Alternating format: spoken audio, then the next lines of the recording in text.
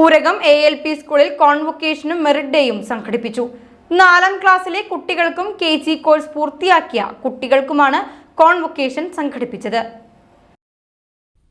Ward member Saranya വൈശാഖദാസ് convocation ഉദ്ഘാടനം ചെയ്തു. കഴിഞ്ഞിട്ട് അടുത്ത ഘട്ടത്തിലേക്ക് കടന്നു പോകുന്ന കുട്ടികൾ അവർക്ക് എൻ്റെവിധ എല്ലാ ആശംസകളും നേരുന്നു. അതോടൊപ്പം ഇന്ന് അവർ എന്താ പറയുക, കോട്ടും തൊപ്പിയൊക്കെ വെച്ച് നിൽക്കുന്നത് അവരൊരു കഴിവിൻ്റെ അംഗീകാരമാണ്. ആ അംഗീകാരത്തിൻ്റെ പിറകിൽ നിന്ന എല്ലാ പേരൻസിനും അധ്യാപകർക്കും ഒരുപാട് അഭിനന്ദനങ്ങൾ.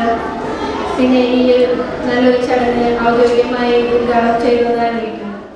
സ്കൂൾ മാനേജർ KG അച്യുതൻ അധ്യക്ഷനായി.